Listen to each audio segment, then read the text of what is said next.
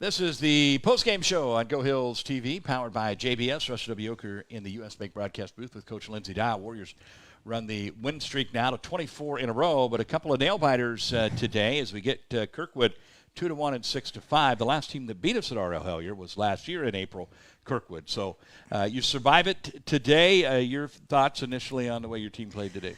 I mean, we've been talking about the last time Kirkwood was here since the day that they left. Like that was a rough weekend, and so I was excited to have them back here.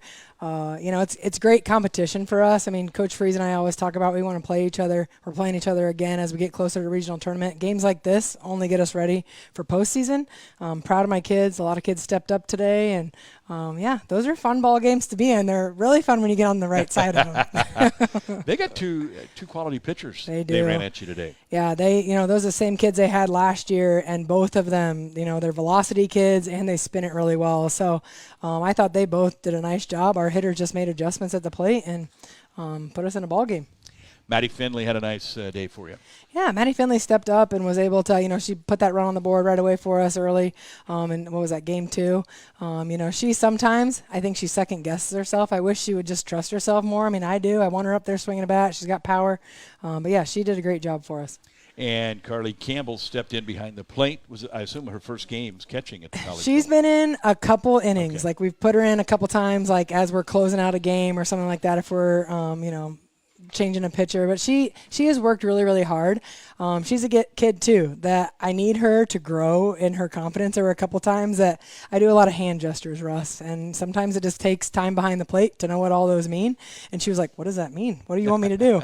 That Maddie Huseman yelled at me. Yes, that's what they're doing. But I saw some growth today in Carly. She stayed really calm back there, and then got a couple nice hits for us too, and had a day at the plate. So I'm pleased with some freshmen that stepped in and did some good things. Mahaffey out with the concussion protocol. Yeah. Bree Newton, I don't know if you could have asked much more out of her in the shortstop position, having not played that. Yep. Yesterday we came out here, and I felt like, I was like, everybody line up. Let's figure out who's going to play shortstop without Mahaffey here, because she's been an everyday kid since the time she walked on this campus. But we want to be safe with her and make sure that she's healthy. She's a big piece of this puzzle. And so, she was in the dugout. I heard her little voice down there a couple times yelling for her teammates, and her mom was out there in the outfield still cheering us on. And so, but we'll be ready to get her back.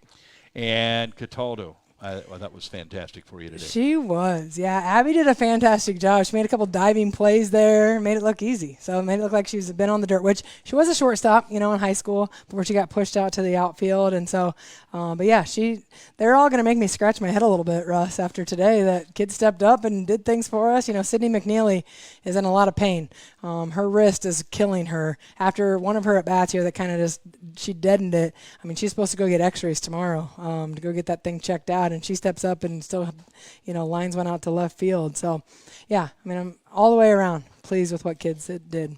Well, and maybe the play of the game in the first game is the catch that Emma Bolton makes in right field. Oh man, I know. That She made it look like she's been out there all year, and she said I took some fly balls yesterday. I heard her say that to you, and I think you said something to her, and but she's a kid that I think she's been around the ballpark her whole life, and so she was like, whatever you need me to do, I'm willing to do, and she tracked it really, really well too. She looked like an everyday outfielder. Pitching-wise, obviously Ryan Cheek gave you a strong performance, 12 strikeouts in the second game, but I think Maddie Huseman has definitely said, I'm the ace of this staff. She has definitely stepped up and done that.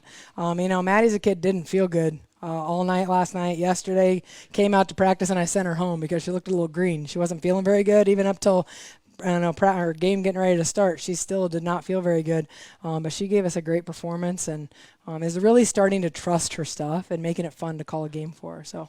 All right, Coach. Now you're going to play Thursday against at Southwestern. Swick. You're going to go to Creston. Yep. And then this weekend with Reavers. That's a Saturday over in Council Bluffs. 24 in a row now. Your team's playing some pretty darn good softball. We're doing some good things. They're fun to be around too. Like, I really do enjoy this group of kids. I like to show up at the ballpark every day. I'm lucky that I get to call this going to work. All right, Coach, thanks for joining us.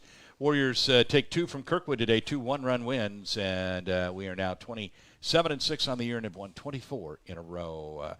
We'll see you this weekend on Go Hills TV as we'll bring you the baseball action for Friday and Saturday as Kirkwood comes to town. Family weekend, free hot dogs on Saturday, so be sure you're there for that. For the entire Go Hills crew, I'm Russ W. Oker. We're powered by JBS. So long, everybody.